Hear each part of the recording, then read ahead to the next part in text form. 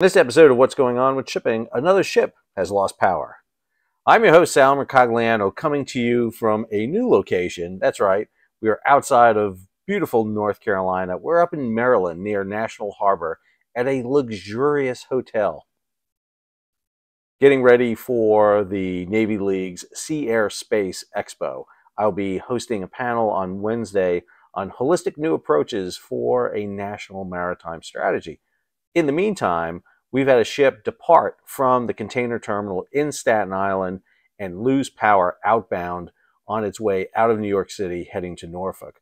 We're going to talk about that story and also another story talking about fuel issues maybe associated with the motor vessel Dali. If you're new to the channel, hey, take a moment, subscribe to the channel and hit the bell so you'll be alerted about new videos as they come out. This is marine traffic and it shows you the APL Qingdao at the Howland Hook Terminal on Staten Island. So this is the northwestern corner of Staten Island where the Qingdao is. She's going to get underway with two McAllister tugs helping her off the berth, and then she's going to head into the Kill Van Kull, or the Kills, the narrow strait between Staten Island and New Jersey. And it's in the narrowest part of the Kill that she's going to lose power. But unlike the Dali, the ship will lose power but not experience a total blackout. So you'll see the two tugs, the Grace McAllister and the Charles D. McAllister, taking the ship off the berth. And in the case of New York, you'll see the two tugs will escort out Qingdao through the channel. So she's speeding up to about 6 knots and heading this time under the Bayonne Bridge. This is the bridge that had to be raised for these large container ships to get under them. And it's right here after Qingdao passes through the bridge, and fortunately right off the berth of Moran tugs, that the ship begins to experience the loss of power.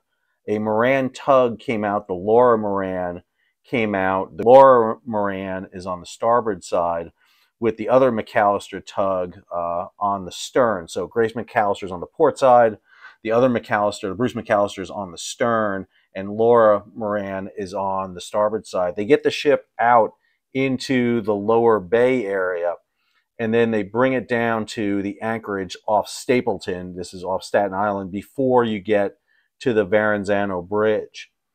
The ship will stay there for a while. You'll see it makes this big kind of circles around in the area. This seems to be when they were attempting to try to get power up at the time, and eventually the ship is going to come to anchor once it can't get power up.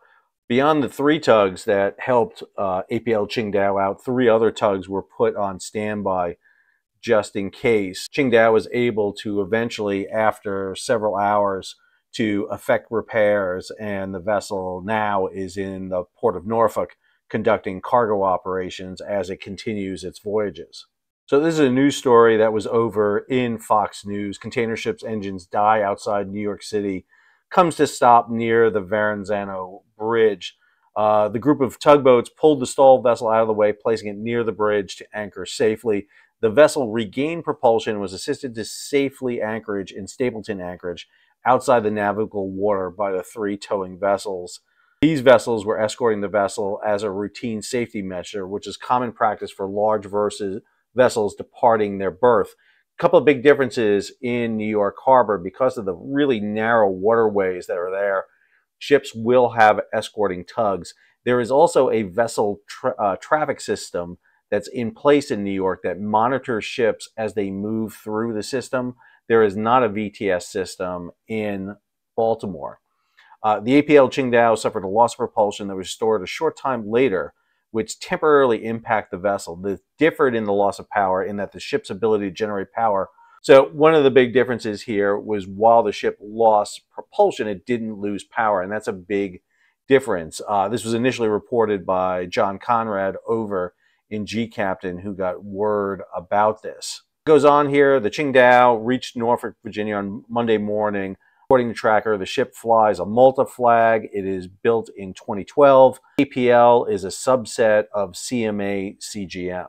Then there's this story out from NBC News. Test on fuel delivered to Dali, New Jersey before bridge crash showed it was safe, the company says. Contaminated fuel is one of the many potential issues that investigators are examining following the collapse of the Baltimore's Key Bridge. And it goes on here to talk about the fact that the ship, the Dali, loaded 400,000 gallons of fuel from Centerline Logistics, a Seattle-based company. The CEO, Matt Godin, said there was nothing wrong with the fuel that we delivered in the Dali. It goes on here. Tests for contaminants are important because fuel is among the areas of interest in regards to the collision. Fuel contamination is believed to cause power and propulsion failures on scores of ships around the world. It's not clear whether the Dali was burning the fuel it received from Centerline at the time of the collision. The ship could have been burning fuel it received elsewhere. Data showed that it received fuel in South Korea and China in February. Godin said Centerline delivered two types of fuel on March 19. Marine gas oil, typically used while navigating at port, and very low sulfur fuel oil, typically used while at sea. Both loads were tested for contaminants twice, once at the terminal where the tugs and barge picked it up, and again when it was delivered to the Dali. This means if there was an issue with the fuel, it likely would have already been flagged, but the standards test doesn't always catch everything. Godin said he was very confident in the test. NBC obtained copies of the testing reports for the fuel center delivered on Dali, New Jersey, and shared them with 3 experts in marine engineering and operations. The experts said the report indicates it's clean. There have been instances of contaminated fuel causing problems on ships. Last year, fuel disrupted the engines of 14 vessels. All right, it's important to note just a few things in those reports. Within specs means they meet within the International Maritime Organization's fuel specs. That doesn't mean that there can't be issues with the fuel. We have been seeing a lot of fuel coming on ships that have caused problems. Merchant mariners, both chief engineers and executives with shipping companies, they have stated repeatedly that a lot of U.S. refineries are providing fuel that give them problems. They may be within specs. However, they do cause problems in the filters and strainers, causing them to get clogged more often. Lots of times these fuels will have impurities. When we say diesel fuel, this is not the diesel fuel you put in your truck. Marine diesel fuel is much heavier. And lots of times what the tests involve is literally just holding the fuel up to the light, shaking it around, and seeing if you can see light through it and if there's any particulates in it. Not exactly a highly sophisticated test. Also understand ships burn 2 different types of fuel.